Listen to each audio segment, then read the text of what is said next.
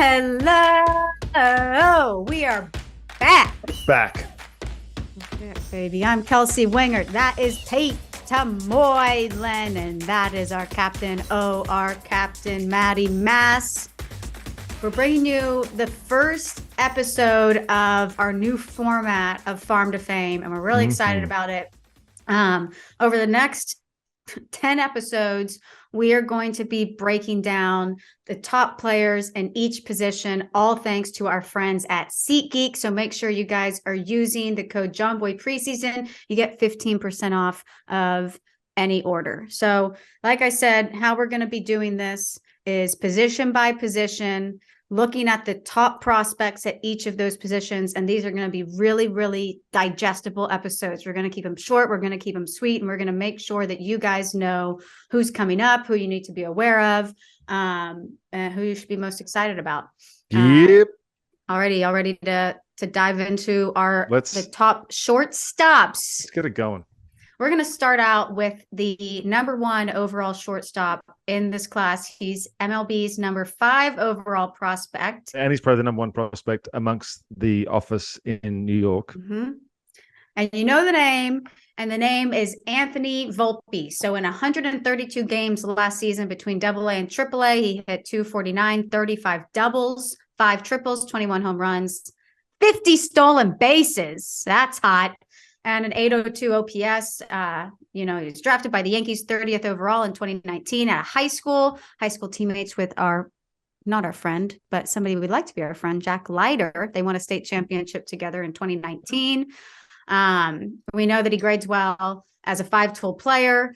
He had a slower start to his pro career in 2019. He got sick, but he strengthened during that 2020 season. And then he's just taken off since. This has been a name that we've heard a ton about.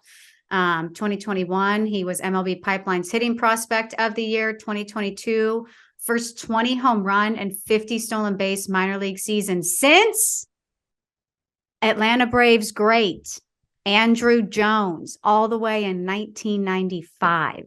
Oof.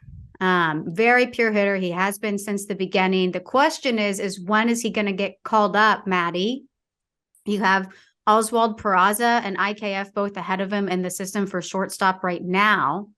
So what is your guess when he gets called up?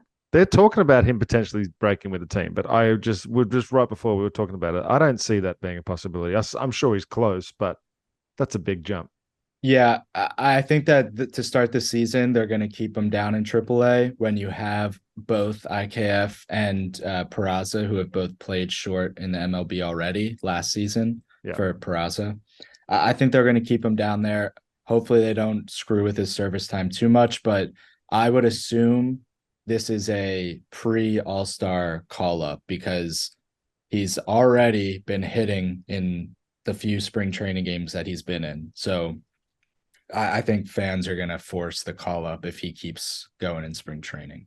Is there more room for him at second than there is at short? Long-term, I think yes.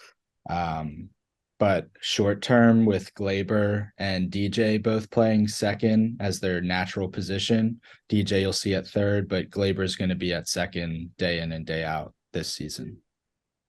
Well, that'll be a name to keep your eye on because that's a name we hear a ton about. And like you said, fans will be barking. So that's the number 1 overall prospect, Peter. Number 2 overall shortstop prospect, Marcelo Meyer with your Red Sox. Number 9 overall MLB prospect. He's only 20 years old. 13 homers and an 888 OPS last year. He was drafted by those Red Sox 4th overall in 2021 out of East Lake High School in California. Top-ranked prospect in 2021, regarded as the best hitter and the best defender. If you got comps to Corey Seager, you're doing okay. Had a wrist injury in 2022, but pulls up some solid numbers, strong contact skills to all fields while adding strength that project him to be a 25-plus homer guy. Only knock is his speed, but hey, I made it to the big leagues with that speed. His ETA is 2024. Like a shortstop with power. Okay, number 3, my lucky number because of Steve Francis. Number 3 prospect in the shortstop class this year is Elly De La Cruz. He's with the Reds. He's MLB's number 10 overall prospect in 120 games last year between high A and double A. Dude hit 304, 31 doubles, 28 home runs, a 945 OPS, 47 stolen bases, 86 RBI. He was signed by the Reds out of the Dominican Republic in 2018. Something you'll notice in a lot of these guys who we talk about throughout these episodes, a lot of them were signed internationally in 2018. It's like their time to be getting called up. But he was unranked in 2021, jumped all the way up to the 14th overall prospect in 2022. He's a true five-tool potential. He's 6'5". Hello. Shortstop, like our good friend O'Neal Cruz with the Pittsburgh Pirates, tall shortstop. 70 grade speed is his best attribute. He's also a switch hitter. He has 60 grade power, especially from the left side of the plate. But the biggest issue, which we see a lot with young guys, he has over a 30% strikeout rate, but his ETA is still 2023. Reds don't have too much excitement going around this season. So it will be fun to see if he gets up and what he's going to do. Well done. Number 4, Jordan Lawler with your Diamondbacks. Sorry, Jake's Diamondbacks. MLB's number 11 prospect. Between 100 games, he went through 4 levels last year. Wow. Rookie ball, A ball. Are we calling it high A? I guess it's still high A, right? Yeah. And then double A. Unbelievable. 303 average, 16 home runs, 62 RBIs, 39 stolen bases, and a 910 OPS. Drafted by the Diamondbacks 6 overall in 2021 out of Jesuit Prep High School in Texas. Let's go. Right? 2021 Gatorade Texas High School Player of the Year. Thanks. Shoulder injury ended his 2021 pro season after 2 games, but bounced back in 2022. 60 grade hit tool, which he uses to drive the ball to all fields. Good baselines for power improvement. Defense is a work in progress, like a lot of these young shortstops, but they'll get it. But good base running with good strong arm. A 5-tool MLB player, ETA is 2024. Okay. This is a guy we've talked a lot about. Jackson Holliday is ranked as the 5th overall shortstop prospect. Is he really MLB's 12th overall prospect already? Good for him. Yeah. You guys know this. He was drafted 1st overall in 2022 out of Stillwater High School this past year. 20 games in rookie ball and A ball. He hit 297, 9 RBI, and 911 OPS. He's obviously son of Matt Holliday. He set the national high school record for hits in 89, not in 1989, with 89 hits, breaking JT Realmuto's 2010 mark of 88, which translated to a 685 average in Oklahoma Gatorade Baseball Player of the Year. He has a very mature eye at the plate. We like that. 25 walks to 12 strikeouts. Even as an 18-year-old pro, that overall maturity for him projects him to move through the Orioles system quickly. Here's my cat. He doubled in a spring training game this week, and his ETA is 2025, which I feel like is pretty quick for a shortstop getting drafted out of high school, but obviously has the pedigree. And good hair. Great hair. Just got engaged. Looks like he's 14, but isn't, obviously. But yeah, he's got the genes, and there's another Holiday on the way too, from what I understand. Yeah. Also, number 1 ranked prospect in his respective class. So, he just got engaged. Well, he did on the beach. Yep. She's cutie. Thank you. We have a couple of dark horses too. Yeah. So some of the dark horses who aren't in the top 5, but some of them can be in the top 10 overall. But one who I believe is not listed in the top 10 at all is Mason Wynn. He is with the Cardinals. He's MLB's 50th overall prospect in 119 games between high A and double A last year.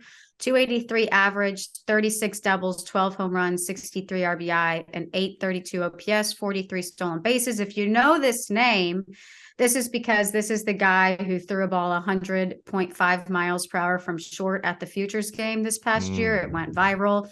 It was a really big deal. He was drafted by the Cardinals 54th overall in 2020. Another Houston guy out of Kingwood High School in Texas. He was drafted as a 2-way prospect, but the Cardinals want to keep him full-time position player. He's only pitched 1 inning as a pro with 1 strikeout in 2021. And then, like we mentioned, that throw that went viral, that actually broke StatCast record for hardest infield throw ever. He improved from 29 extra base hits in 2021 to 56 in 2022. And those hitting improvements obviously launched him into the Pipeline top 100 ranks, like we mentioned, 50th overall. And his ETA is 2024. Ronald's brother is no longer going to be called Ronald's brother for much longer. Luis Angel, or was it Luis Angel? Luis Angel? I like that one. Luis Angel Acuna.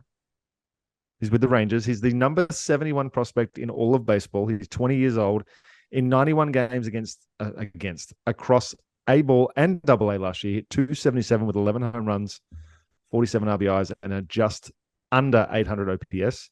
Signed with the Rangers out of Venezuela in 2018. 425K he got. Ronald only got 100. Wow. Has similar aggressive swing to his brother. I'm not sure if you saw the video that was going around a couple of years ago, but the swing looked exactly the same as Ronald's. I'm sure they've changed it a little bit. Still chases non-fastballs a little bit too much. Overall, not as high a ceiling as Ronald, but he's still pretty solid across the board. The athleticism allows him to play numerous positions, but could move to second base or center field specifically if blocked by Rangers shortstop, which there's going to be a few of those. Corey Seager, hello. In MLB games, 76 career games at second base. Sorry, he's had 76 career games at second base and 133 games at shortstop, so he could play anywhere. His ETA 2024, really? Okay. Dang. I can't believe how much more money he signed for compared to. Well, he got Ronald. the pedigree. They saw Ronald and they thought, well, hello. Yeah. Okay, our last dark horse for shortstops is Noelvi Marte. Wow, the wind is blowing. He is also with the Cincinnati Reds. He's MLB's 29th overall prospect. He's ranked number 9 in shortstops.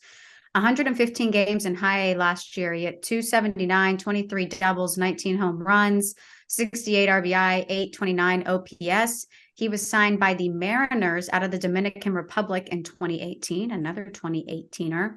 But he was in that trade for Luis Castillo this past July. He was the highest rising prospect midseason in 2021. He went from unranked to 11th overall that year. He had hit 271 as a 19-year-old in A-ball with 24 doubles and 17 home runs. And then the average and the OPS both increased after last season's trade. So, the Reds loved that. He has a lot of raw power, but he's still learning how to tap into that. And he has all the tools, instincts and arms. He'll stick out at shortstop, but the Reds pleased at third base play, which they tried during the 2022 Arizona Fall League season. And his ETA is 2024. So those are our dark horses. And we, again, want to remind you guys that today's episode is brought to you by our friends at SeatGeek. And we have a very special announcement because baseball is back, baby. And SeatGeek is giving all of you 15% off of your next purchase with code Jomboy preseason that we mentioned at the top of the show. Now, it doesn't matter what you're buying or if you've already bought on SeatGeek before, but that code Jomboy preseason is still going to hook you up. So it's really important to note that this special offer is only available on purchases made by March 31st. So what are you waiting for? Get going. Go ahead, open up that SeatGeek app and add the code Jomboy preseason to your account. That's Jomboy preseason for 15% off of your next SeatGeek purchase. You will thank us later. But SeatGeek, big Jomboy supporter. Love you. Little fun storyline to watch out for this year as far as shortstops go. Kels, what do the Twins plan to do with Royce Lewis? If you don't know Royce's story, drafted by the Twins first overall in 2017 out of Junipero Sierra High School in California. After winning the 2019 Arizona Fall League MVP, he was the number 3 ranked prospect in all of baseball going to the 2020 season. Then played 0 pro games during the COVID season, diagnosed with a torn ACL in February 2021, and therefore missed the whole 2021 season. Made his MLB debut on May 6th, 2022, hit a first home run was a grand slam on May 13th.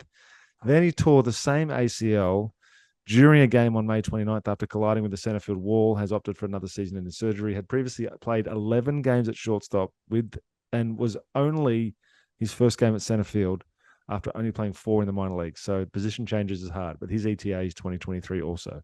He, in 34 AAA games, hit .313 with 5 home runs, 14 RBIs, 12 stolen bases, and a .939 OPS.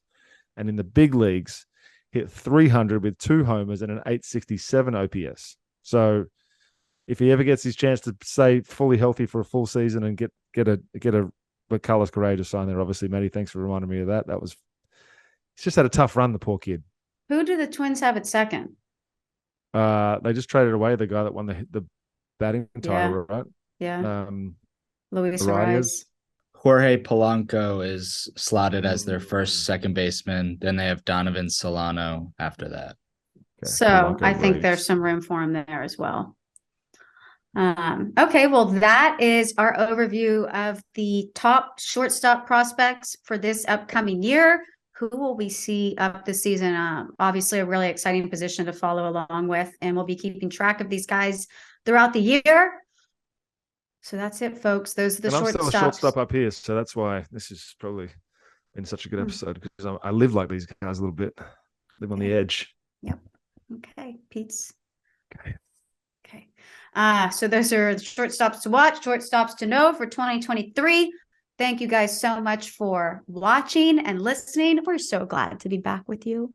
Farm on, farm often, and we'll see you in the next episode.